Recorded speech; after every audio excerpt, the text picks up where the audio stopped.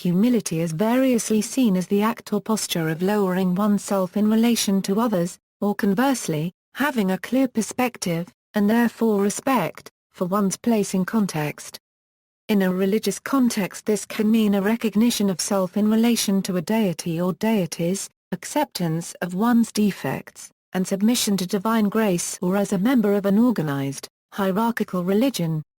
Absent a religious context, humility can still take on a moral and/or ethical dimension. Humility, in various interpretations, is widely seen as a virtue in many religious and philosophical traditions, often in contrast to narcissism, hubris and other forms of pride. The act of imposing humility upon another person is called humiliation.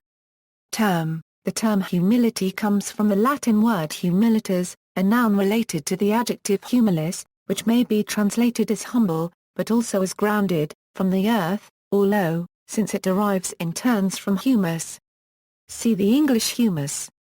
Because the concept of humility addresses intrinsic self-worth, relationships and socialization as well as perspective, it is emphasized in religious practice, moral teaching and ethical study, where the notion is often made more precise.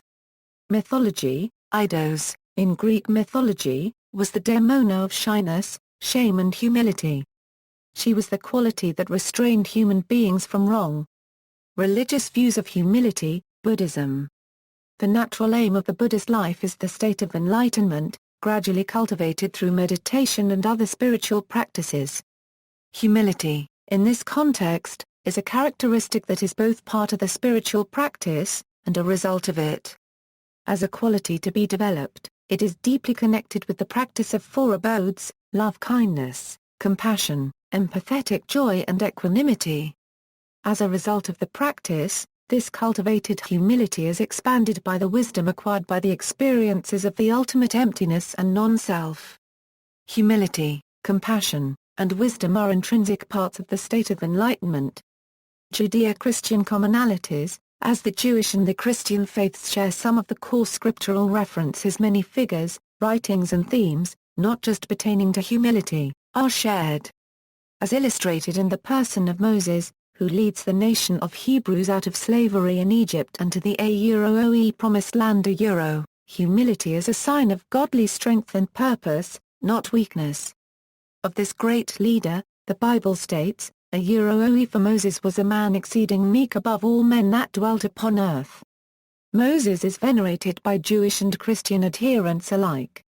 Amongst the benefits of humility described in the Old Testament, that is shared by many faiths, are honor, wisdom, prosperity, the protection of the Lord and peace.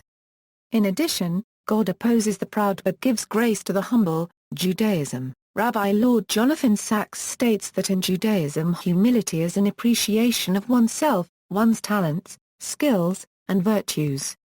It is not meekness or self-deprecating thought, but the effacing of oneself to something higher. Humility is not to think lowly of oneself, but to appreciate the self one has received. In recognition of the mysteries and complexities of life, one becomes humble to the awesomeness one is and what one can achieve. Rabbi Pni Dunau discusses that humility is to place others first. It is to appreciate others' worth as important.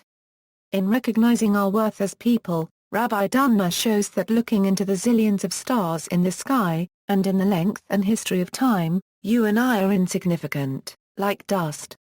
Rabbi Dunau states that Moses wrote in the Torah, and Moses was exceedingly humble, more than any man on the face of the earth. How is it possible to be humble and write you are the most humble? The conclusion is that Moses knew he was humble. It is not in denial of your talents and gifts but to recognize them and live up to your worth and something greater.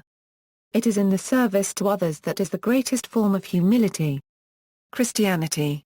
C.S. Lewis writes, in Mere Christianity, that pride is the anti-God state, the position in which the ego and the self is directly opposed to God. Unchastity, anger, greed, drunkenness, and all that, are mere flayabites in comparison. It was through pride that the devil became the devil. Pride leads to every other vice. It is the complete anti-God state of mind. In contrast, Lewis states that, in Christian moral teaching, the opposite of pride is humility and, in his famous phrase, Humility is not thinking less of yourself, but thinking of yourself less.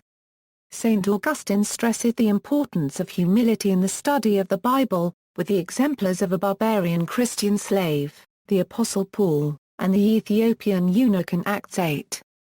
Both learner and teacher need to be humble, because they learn and teach what ultimately belongs to God. Humility is a basic disposition of the interpreter of the Bible. The confidence of the exegete and preacher arises from the conviction that his or her mind depends on God absolutely. Augustine argues that the interpreter of the Bible should proceed with humility, because only a humble person can grasp the truth of Scripture. New Testament exhortations to humility are found in many places, for example, "Blessed are the meek, he who exalts himself will be humbled and he who humbles himself will be exalted," as well as in throughout the book of James. Also in Jesus Christ's behavior in general and submission to unjust torture and execution in particular, are held up as examples of righteous humility, who, when he was reviled, did not revile, when he suffered, he threatened not, but delivered himself to him that judged him justly. 1 Peter 2:23, humility is said to be a fit recipient of grace. According to the words of St. James, God opposes the proud but gives grace to the humble. True humility is distinctly different from false humility, which consists of deprecating one's own sanctity, gifts, talents, and accomplishments for the sake of receiving praise or adulation from others, as personified by the fictional character Uriah Heep created by Charles Dickens.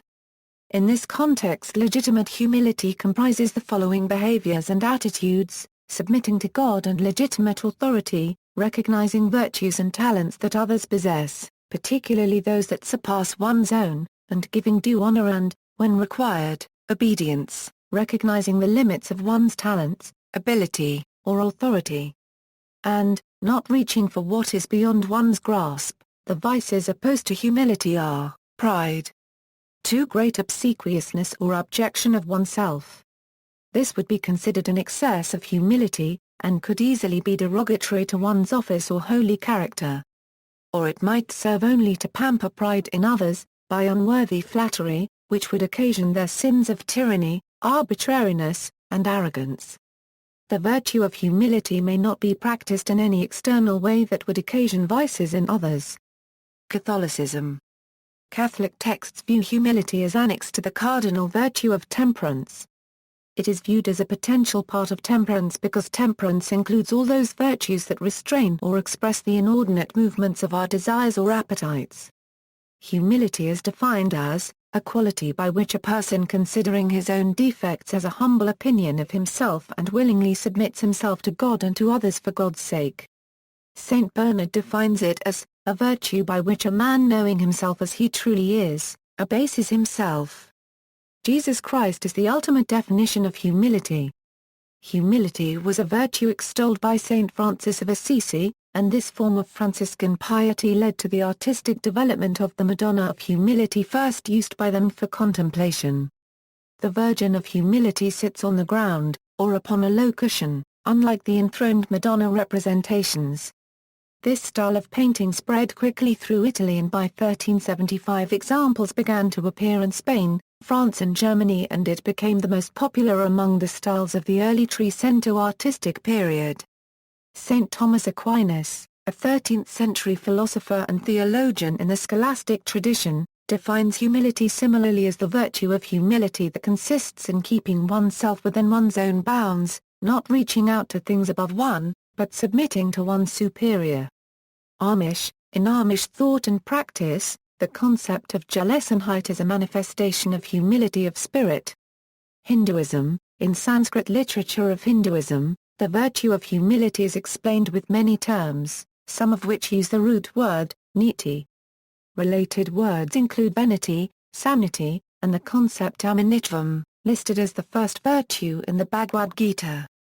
Amanitvam is a fusion word for pridelessness and the virtue of humility. Other related concepts are namrata, which means modest and humble behavior. Different scholars have varying interpretations for the concept of amanitvam, humility, as virtue in the Bhagavad Gita.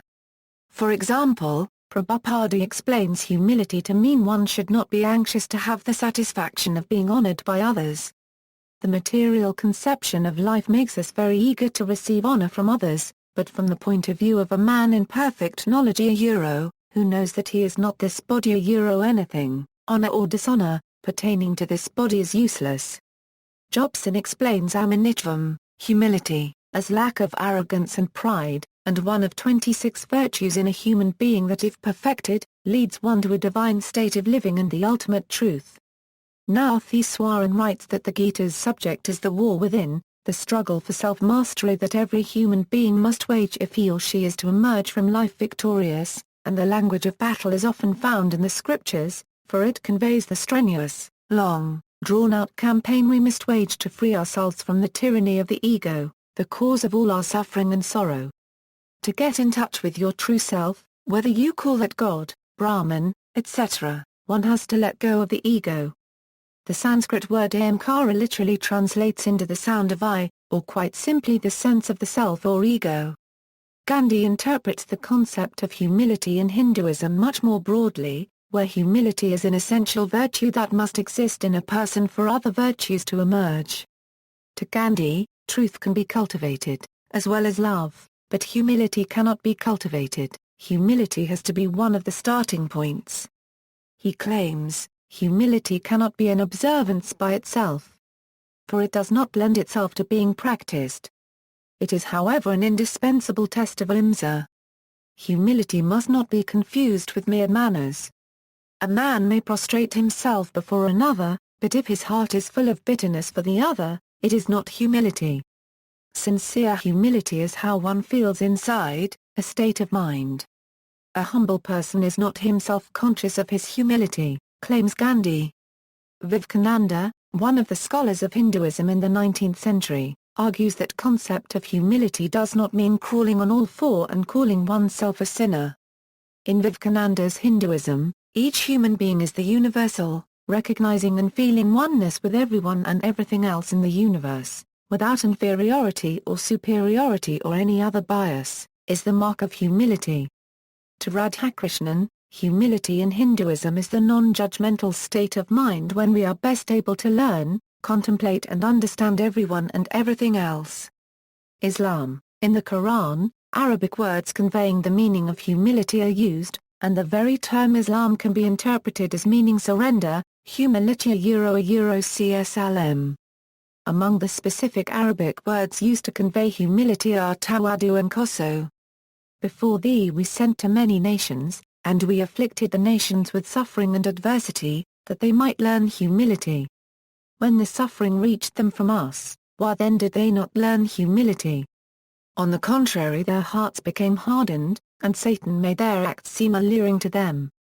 Successful indeed are the believers, those who humble themselves in their prayers. Scholars note humility before Allah and the will of Allah is demanded from every Muslim. Sikhism. Humility is a central aspect of Sikhism preached as Nimata. Guru Nanak, the first Sikh Guru, established the system of the langar, or communal kitchen, in order to demonstrate the need to share and have equality between all people. According to Sikhism, all people, equally, have to bow before God, so there ought to be no hierarchies among or between people. According to Nanak, the supreme purpose of human life is to reconnect with Akal, however, egotism is the biggest barrier in doing this. Using the Guru's teaching, remembrance of Naam leads to the end of egotism. The immediate fruit of humility is intuitive peace and pleasure. With humility they continue to meditate on the Lord, the treasure of excellence. The God-conscious being is steeped in humility. One whose heart is mercifully blessed with abiding humility. Sikhism treats humility as a begging bowl before the God. Sikhs extend this belief in equality, and thus humility, towards all faith, all religious traditions are equally valid and capable of enlightening their followers. In addition to sharing with others, Guru Nanak inspired people to earn an honest living without exploitation and also the need for remembrance of the divine name. Guru Nanak described living an active, creative, and practical life of truthfulness, fidelity, self-control and purity as being higher than a purely contemplative life. Meher Baba, the spiritual teacher Meher Baba, held that humility is one of the foundations of devotional life, Upon the altar of humility we must offer our prayers to God. Barber also described the power of humility to overcome hostility. True humility is strength, not weakness. It disarms antagonism and ultimately conquers it. Finally, Barber emphasized the importance of being humble when serving others. One of the most difficult things to learn is to render service without bossing, without making a fuss about it and without any consciousness of high and low. In the world of spirituality, humility counts at least as much as utility. Taoism. Humility, in Taoism, is defined as a refusal to assert authority or a refusal to be first in anything, and that the act of daring, in itself, is a refusal of wisdom and a rush to enjoin circumstances before you are ready. Along with compassion and frugality, humility is one of the three treasures in the possession of those who follow the Tao. The treasure of humility, in Chinese, is a 6-character phrase instead of a single word. Bugan Wei Tiangxiak Xianui registered trademark AAA, not dare to be first ahead in the world. Ellen Chen notes that the third treasure, daring not be at the world's front, is the Taoist way to avoid premature death. To be at the world's front is to expose oneself, to render oneself vulnerable to the world's destructive forces, while to remain behind and to be humble is to allow oneself time to fully ripen and bear fruit.